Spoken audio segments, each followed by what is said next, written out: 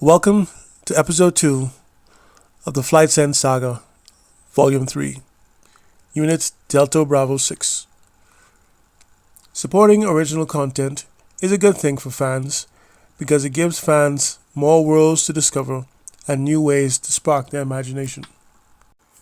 In the last episode, Captain Gray and his men set off on their dangerous mission to recover the mining colony on Sexton 7. We see that in truth, Jana does have indeed romantic experience with the rough and rugged man. She is worried about his chances of survival. However, as we will soon find out, she has her own plan. And now, without further ado, Episode 2. As with the plans of the majority, Jana too has her plans, and they involve disobeying orders. She plans to take her whole command, Unit Delta Bravo 8, to hold position at the Adagio cluster. It is close enough to lend assistance to Gray and his men, but out of the reach of the enemy sensors. She rendezvoused with her transport, already sitting behind the moon, just beyond the jump gate. Quantum jump is engaged. The transport seeds rapidly through the parallel universe, all while being able to see the natural universe alongside it. Moments later, the jump drive is disengaged, bringing them to their launch point, behind Gaspar's belt. The Sparrows sit in the transport, ready to unleash the latest weapon available to Earth's forces. With Captain Gray and his men, however, tension is at its height. Every man sitting in their Sparrow sits nervously, waiting for the command, wondering what will happen to them once they enter behind enemy lines. The silence is getting deafening. Their heartbeat tells of a heart trying to remove itself from the chest in which it resides.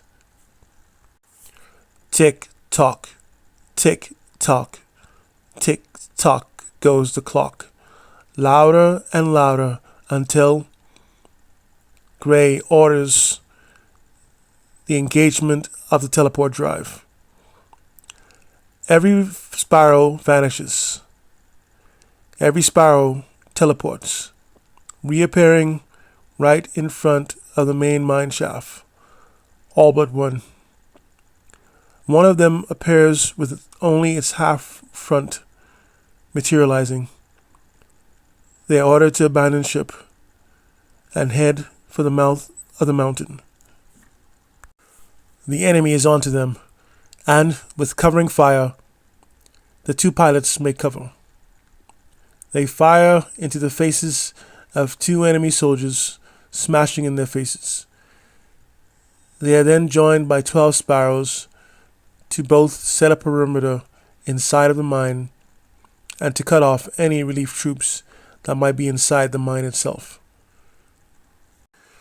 The exterior Sparrows begin pushing forward, using their heaviest fire, slowly but successfully neutralizing all of the defenders in the area. "Good," shouts Gray. "Set up a perimeter, lay down the force shield, set up the cannons and artillery pieces. Do it now." The orders are followed, and the large one-way force shield goes up. Behind the Adagio cluster, Unit Delta Bravo 8's transport sits hovering, waiting for a distress call, a signal, or any sign for that matter. Jana is deeply concerned about her friend. She sits with her nerves on edge. Any noise might set her off, including this radio traffic from her under-officer. Sergeant Hack calls out to Jana, "Mom, how long will we be waiting here?" Base has been trying to get in touch with us. Just ignore it, replies Jana. Turn off the channel to base. These are your new orders. But Mom, but nothing, and leave this channel clear, orders Jana. Back on the colony, the group that is in the mine begin to push deeper into the darkness, slowly but carefully, led by the sparrows, followed by the two on foot. This is reminiscent of the old videos from World War II, with infantry slowly following the tanks on the battlefield. It is dark to dimly lit, with jagged rocks all round, yet everything seems to be clear. Surely the mine must be empty. There is no movement or any notable signs of life. But being at the core of the mine, they set up a force shield and a perimeter just behind it. It is not at all as they expected, so calm and so lightly defended. But if it's all the same, they do have the initiative. They have retaken the mines with relative ease. What more could they ask for? On the outside of the mine, the troopers can hardly believe their good fortune. They seem elated, with a massive sense of relief. Most of the men and Gray exit their cockpits to survey the immediate area. "I can't believe it, Captain. They said that it would be hard," said Chief Petty Officer Wilkes. "Stay vigilant," calls out Gray. "We may never know what they truly have in store for us." Midshipman Oldsail calls in. "What if there's nothing left? What if that was it?" "Make your strongest hopes," snarls Gray. But it has been 40 minutes now, and everything is silent. Gray calls Commander Maybach, asking him how it goes in the cave. "A-OK, Captain," calls Maybach. "Force shield and perimeter are set. All clear." "Roger. All units stand by," orders Gray. Deep inside his cold and hard heart, he is happy about this result. It means that lives of the men and himself are safe. He gets back into his Sparrow after giving his husky a hug. He then uses the instant messaging system to contact Jana. That message reads, "Dearest Jana, we are all clear. Everything is all right. Mines are secured." This message lights up the face of the worrisome Jana. She replies, "Grand to hear, my starling. We will regroup with the main force. See you soon. Be sure to notify command so they can make entry preparations." She smiles ear to ear, and he confirms the message. Jana calls out the Hawk. "Open the lines. We will wait for the A-OK before we return to command." The lines have been opened. They sit and wait. They can hear Gray calling to command to stand by. Jana waits for the words from her love that the command forces can set up shop. She waits for 5 minutes, but she hears nothing. Gray, however, has been on the radio, sending his whole message back to command, but for his part, he is waiting for a reply. It is not coming. He sends a distress message via the instant messenger to Jana, but he sees no reply. As with Jana, she sees no distress message. Gray, now worried, calls to his second in command. Maybach, we have trouble. We can't get a message out. I think they're jamming us. All units battle positions. I repeat, all units battle positions. We are under caution conditions. Maybach, do you copy me?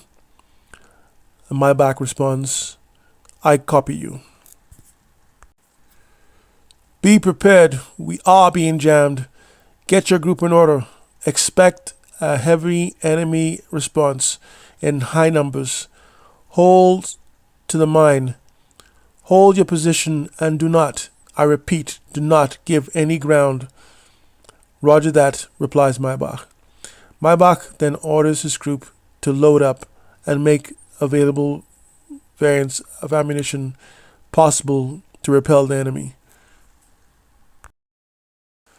The able Marine calls out to Maybach to find out what is going on, and to that, Maybach responds, Desperation, prepare yourselves. A counter is coming. Jana, meanwhile, has decided to move her forces carefully closer to the mining colony. She stumbles upon a massive enemy battleship known to the Earth forces as a Maven-class battleship, nicknamed World Ender, hovering above the planet.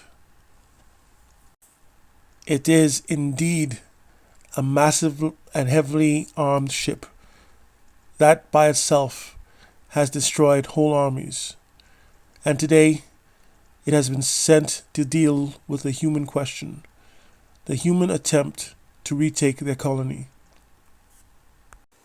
On board is the notorious Okna, or Admiral, named Interlock. He is also nicknamed the Bringer of Death, and he is still wearing the scar on his face, given to him by Jana. It was his tactical prowess that gave his side the devastating victory over the people of Earth and their allies. Some say that he is the only thing that keeps Admiral Davies up at night. Davies would have nightmares flashbacks of how he was bested. So many lives lost. Interlock enters his assault vehicle. He plans to lead the attack to repel or to destroy the humans. All of the vehicles launch. As the Earth Galactic Forces transport applies the brakes, what looks like 1,000 attack craft deploy from the mothership and descend at speed to the colony. Jana needs to make her decision on what to do. But for now, her transport needs to disappear. They don't know if they have been spotted, and they could not detect any active scanning in the progress. They jump back to their previous waiting point, behind the cluster. Down on the colony, the able Marine calls to Gray. Captain, the scanners have confirmed it. There is a large enemy force rapidly approaching the atmosphere. Right, answers Gray. When they get within the inclusion zone, heavy fire, all points. On Jana's transport, she gives orders. We go back to the contact point. The decoy goes past the rear of the Maven, and the expeditionary force seizes on the distraction, heading full speed to the planet's surface to link up with our force. Control, keep contacting Command and our friends.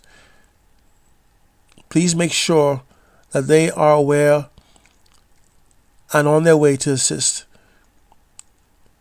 Then the transport covers the strike team as they go in and take out the engines and the power generators. Are we all clear? And they all answer, clear. Positions are taken. All are waiting on Jana's command. Nerves are on edge, gripping tightly onto their respective control sticks. The countdown begins. 6, 5, 4, 3, 2, but she hesitates, almost as if she has come down with a panic attack. This until the deafening shriek of her voice coming over the radio, shouting with just one word, "Go!" The transport jumps to the contact point, firing salvo after salvo of decoys at the Maven. The enemy locks onto the decoys. Jana and her bunch of 20 Sparrows jettison, racing hard for the planet's surface. Behind the decoys, the transport fires 18 sidewinding plasma torpedoes at the broadside. And behind that, 10 more Sparrows also launch at the broadside. The enemy ship, after destroying the decoys, tries but fails to lock on and destroy the wavering torpedoes, after which they all strike in a section near the aft. Then 10 Sparrows plunge into the massive hole that was created. They will cause havoc and destruction and destroy all that they can in an effort to bring down the ship. On the planet's surface, the scanners are tracking the active enemy attack, monitoring its progress to the inclusion zone.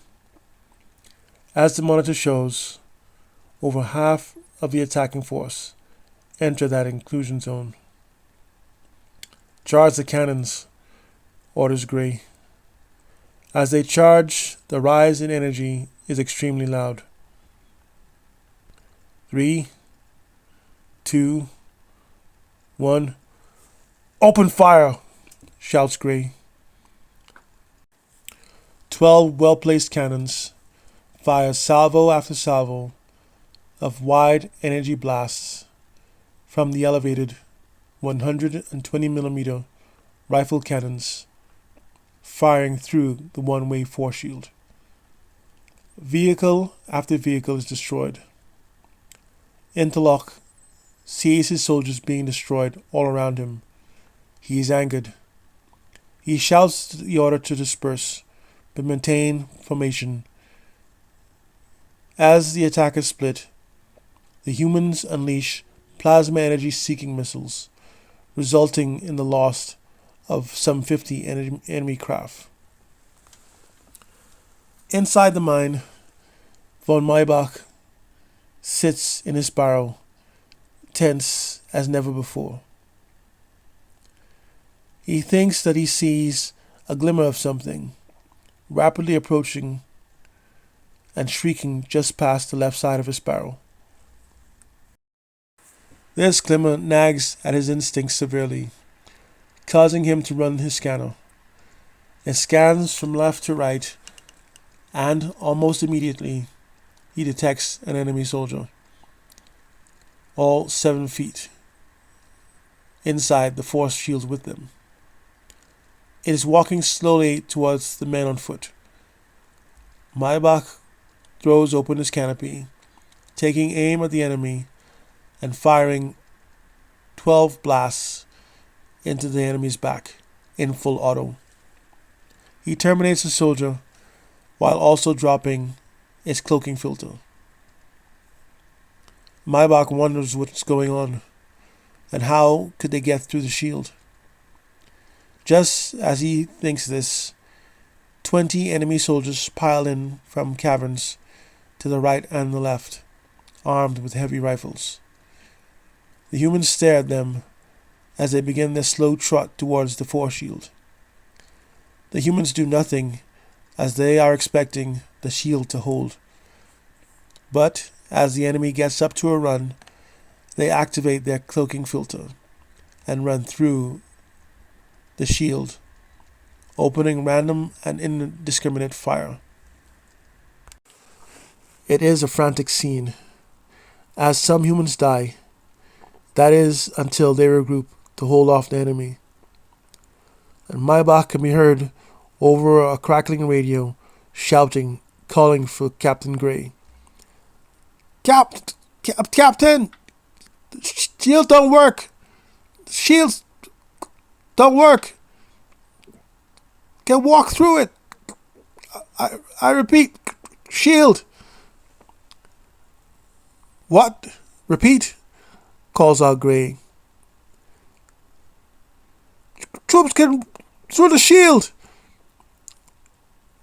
A look of complete worry washes over Gray's face. He looks up as enemy fire continues to fail penetration, perplexed at how it is even possible to penetrate. Jana and her crew are still racing to break the atmosphere. Jana makes a call to her transport commander. Did you contact command? Yes, as the reply goes, but I am not sure of how enthusiastic they are about stepping in. But I will try again. Jana looks to her left. She sees a handful of enemy craft speeding to intercept them. Okay, guys, calls out Jana. We have incoming. Hard from the left. Attack pattern Delta. They bank left in line of two abreast. As the closing distance shrinks, the enemy opens fire and only makes contact with Sparrows with forward shields. The two at the front release 4 missiles each, causing an enemy dispersal and destruction of 7 craft. Admiral Davies comes over the radio, scolding Jana for disobeying orders. Jana agrees that she has done what he claims, but she counters for requests for assistance. But he denies her request, stating that their forces aren't strong enough and they will take the same heavy losses as they did in the last battle. He even says, if the initiative fails on this attempt, there will be other worlds. Jana is shocked and appalled, responding only with the words, end transmission. Inside the Malvern-class battleship, the Earth troops fight their way to the shaft that leads to the ship's energy compartment. It is the same core that energizes the engines and the weapons. The 2 Sparrows turn to defend the position, while 8 pilots descend on foot via rope down the narrow shaft. They land right where they want to be. The place the charges and descend. They mount their ships and fight their way out of the Malvern. As they pull well clear of the ship, a large explosion in the ship's energy section takes out the ship. It plummets from its orbit above the planet towards the planet. Thankfully, though, it appears that it will land, that is, crash into an empty sector far away from where the mines are. While Gray is being distracted by a heavy frontal assault, a sneak attack is forming from his rear. 2 infantry carriers hover into position over a section of the mountain that is not shielded.